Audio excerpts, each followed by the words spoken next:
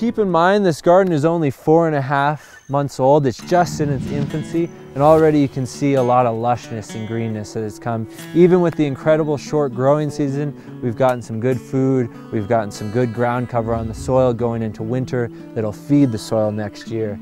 As this garden develops, you'll start to see an overstory of the fruit trees growing in, producing valuable crops, as well as providing shade and protection, keeping that humidity in the ground, condensing any humidity that's coming through in the wind.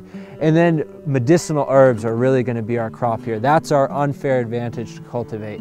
So imagine a landscape within this crater garden, a nice overstory of trees, keeping all that humidity and warmth in, sheltering it in the summer, and then an understory of medicinal plants everywhere. All sorts of different medicines so that people can come to the center for a retreat, they can relax, get away from technology, get away from their normal day-to-day stresses, reconnect with nature, heal themselves in nature, and begin to connect with the earth in a meaningful way. It was a short growing season. The last frost was June 20th, and the first frost was around the 20th of August. So we're talking basically 60 frost-free days, an extremely short growing season, but you can still see there's been a lot of productivity within the garden.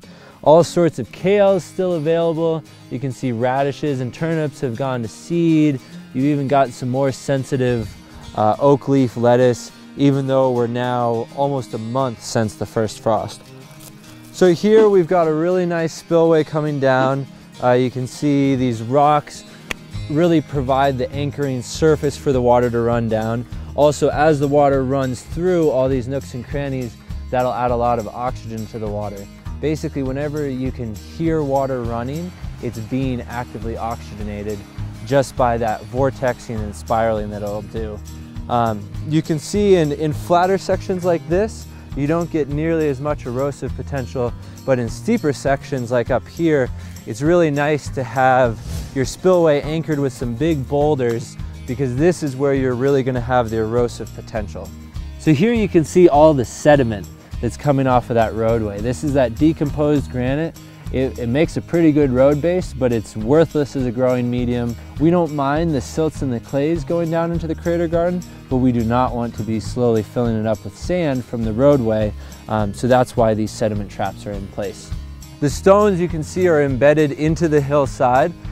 Basically 3/4 of the surface of the stone is buried, so very similar to how you do a passive solar house design. You have your collection surface that really traps the heat during the day, and then your insulative earth all around it so that that heat radiates throughout the earth, warming it, making a nice microclimate around the stone.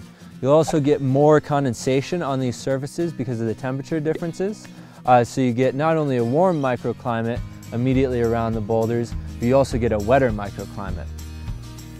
Squash is a very tricky crop to grow in essentially 60 frost-free days, but around the stones they get a nice benefit, and so you can see the plants have died, but they did produce some edible squash if we had gotten it in time. Here's the first patch of medicinal plants that have been inoculated, for lack of a better term, in the crater garden. These are things that will largely spread themselves. You can see they've already set seed. And in such a harsh climate, we really want to cultivate our unfair advantage.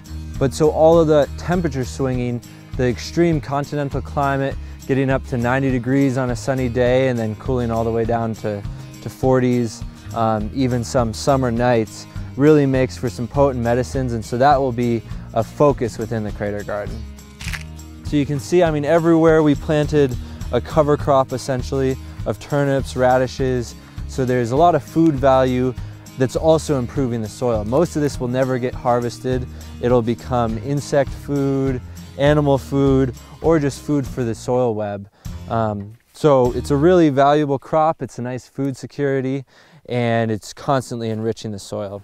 We're also trapping all the water. That's the most important resource up here. So like I mentioned before, you've got the sediment traps going down the spillways into a water feature in the bottom, storing that water, spreading it out, using it as many times as possible within the landscape. And the sun, we're catching that sun, storing it. Since it's not being blown, we're not losing that heat. We're actually able to keep and store that heat throughout the day in these great large boulders in the water body in the bottom, and then also in the soil and in the life.